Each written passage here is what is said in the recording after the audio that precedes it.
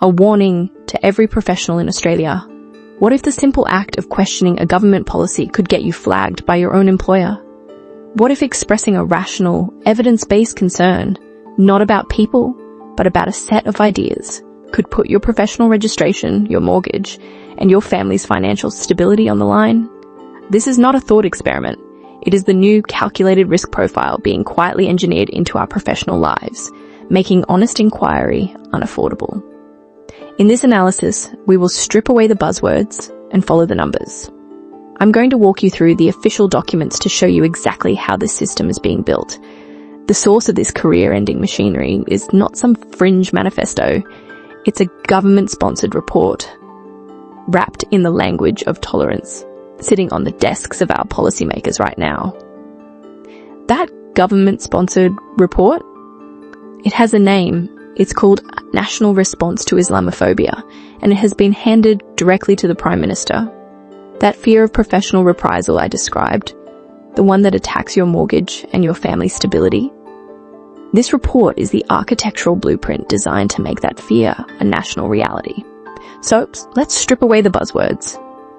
This report is a Trojan horse. Its title is Harmless Bureaucracy. Its contents are a foundational threat to Australia's free speech and secular tradition.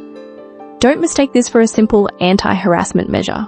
It is a detailed plan to build a vast state bureaucracy, and its function is to make one religion, Islam, effectively immune to criticism.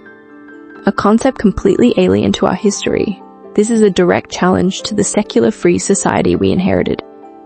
A society where the state does not police ideas or grant special protection to any single faith. And this entire radical re-engineering of our country is made possible by one specific powerful weapon hidden inside this report. To understand how they plan to achieve this, you first need to understand that weapon. That weapon is a single word, Islamophobia. The entire mechanism of control, the engine for this entire bureaucratic project, rests on this one, deliberately vague term. Let's strip away the official language and follow the facts. The report itself states, and I quote, "Many may find it surprising to learn that there is no universally accepted definition of Islamophobia. This isn't an oversight. This is the entire point. They are building a national framework with real-world consequences for your speech, based on a term they openly admit has no fixed meaning. This is how a lawyer's trick gets played on an entire country, disguised as policy. The ambiguity is a feature, not a bug. Imagine a new law against bad driving. Without defining what that means. Is it speeding? Is it changing lanes without a signal? Or is it simply driving a car that a particular officer doesn't like? An undefined term is a blank check for enforcement. Here is the foundational line this report seeks to erase. In Australia, we have laws to protect people, all people, from harassment and threats. We do not have laws to protect ideas, or texts, or historical claims. That distinction is the bedrock of a free society. By keeping Islamophobia undefined, its meaning can be stretched on any given day. It allows the bureaucracy to conflate genuine hatred of people with simple criticism of ideas. Once the state can no longer tell that difference, free speech is whatever the state says it is. This creates a de facto blasphemy law, imported under the cover of a government report. But a vague word on its own is powerless. It's just ink on paper. Its true danger is only unleashed when you connect it to the machine they plan to build to enforce it. And this isn't some small advisory committee, as this is a blueprint for a colossal bureaucratic machine. While you were busy working, paying your mortgage, and trusting the system, this is what they were quietly building in Canberra. Let's follow the numbers. The report tables 54 separate recommendations. That sounds like a lot. But when you analyze them, they multiply into roughly 180 specific targeted changes aimed at the very heart of the Australian Commonwealth. Make no mistake, this isn't aimed at your local council fighting over development applications. This is a top-down takeover. The plan targets the 12 most powerful institutions in our country. We're talking about the Prime Minister's own department, the Attorney General's department, which writes our laws, the Department of Home Affairs, which controls our borders and national security, even the Parliament of Australia itself. Each one of these 180 changes, viewed in isolation, is designed to sound dry and technical. It's meant to be boring. but together they form a machine. And once that machine is built, it doesn't just disappear. It has one purpose: to grow, to expand, and to justify its own existence forever. It becomes a permanent part of the state, funded by your taxes. This is an overwhelming amount of information. It's designed to be overwhelming. But when you strip away the buzzwords and the bureaucratic language, you don't find a random collection of policies. You find a coordinated plan, a three-pronged attack on the very foundations of our secular society. And in the next section, I am going to show you exactly what those three prongs are. So let's follow the numbers. The first prong of this attack is to build the machine itself, a permanent self-sustaining bureaucracy. Recommendations 5 and 6 of the report call for new commissions of inquiry and advisory panels, designed to track what they define as Islamophobia across every facet of Australian life. Government agencies, media organisations, your children's schools, even your own workplace. This is the foundation, a permanent, unelected structure with the power to investigate and judge, accountable only to its own mission. Second, with the bureaucratic hardware in place, they rewrite the legal software.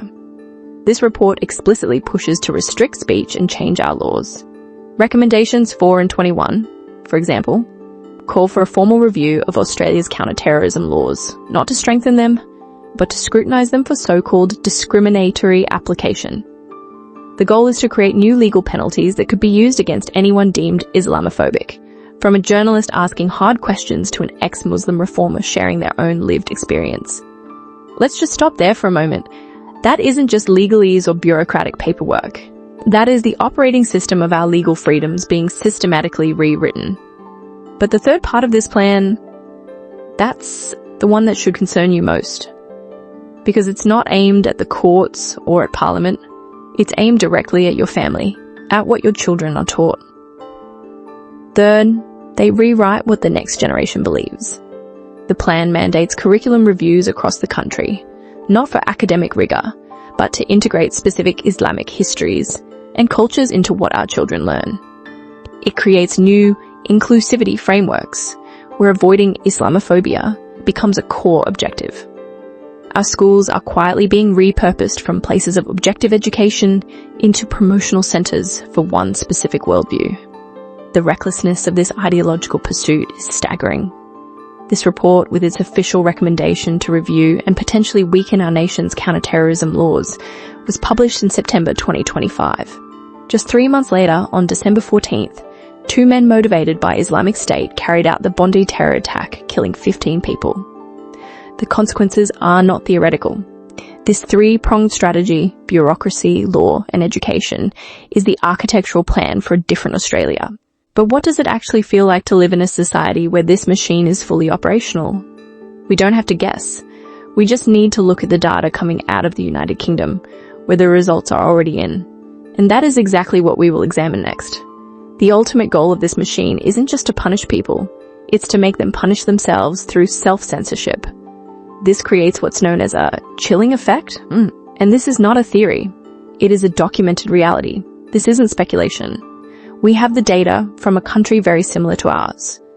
A recent survey in the United Kingdom, where similar frameworks have been implemented, found that a staggering 93% of people admit to self-censoring their legitimate views for fear of being accused of Islamophobia. Let that number sink in. 9 out of 10 people are choosing silence, and that fear is concrete. Follow the numbers.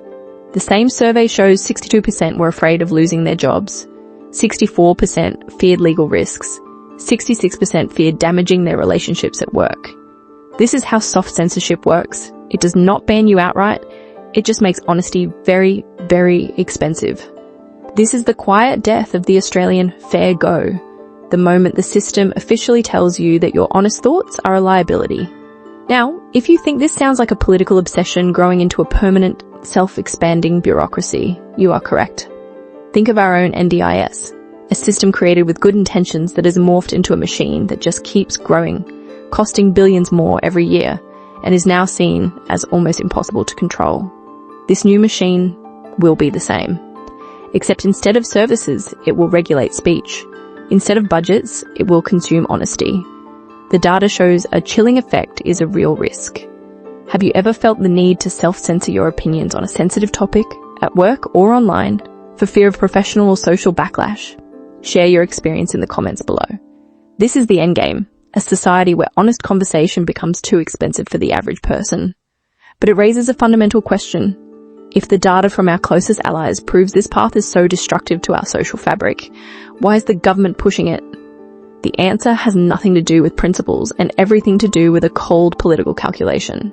And if you follow those numbers, you find the real reason. So, let's follow those numbers. The real reason is votes. When you strip away the buzzwords of safety and inclusion, you find the raw mechanics of political survival. Priorities reveal values. And at the exact time when anti-Semitism incidents were skyrocketing across Australia, the government's energy, its focus, and a special envoy paid nearly $500,000 taxpayer dollars were all directed at this single report. Let's be precise. Let's look at the data. On one hand, the Executive Council of Australian Juries 2024 report documents 2,062 reported incidents of anti-Semitism in just 12 months. On the other hand, the Islamophobia Register's own 2025 report documents 309 incidents over a similar period. 2,062 versus 309. If this was genuinely about protecting Australians from hatred, wouldn't the priorities, the funding, and the political capital be reversed? The numbers don't support the narrative. This isn't about need. It's about power. Here is the political calculation. There are approximately 650,000 voting-age Muslims in Australia.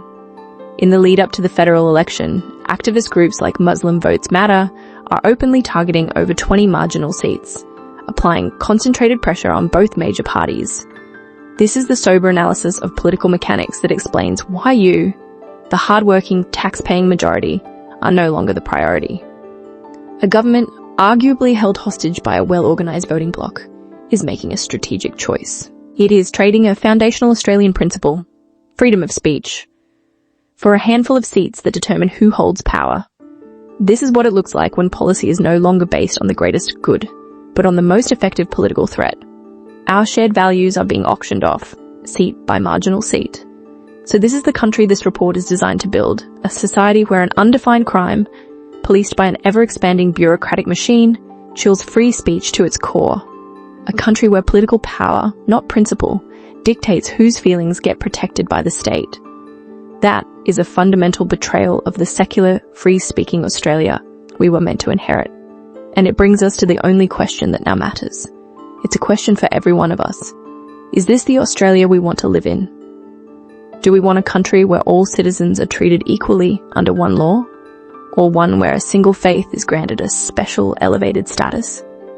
Do we want a nation where ideas are debated openly? Or one where honesty simply becomes too expensive, too risky?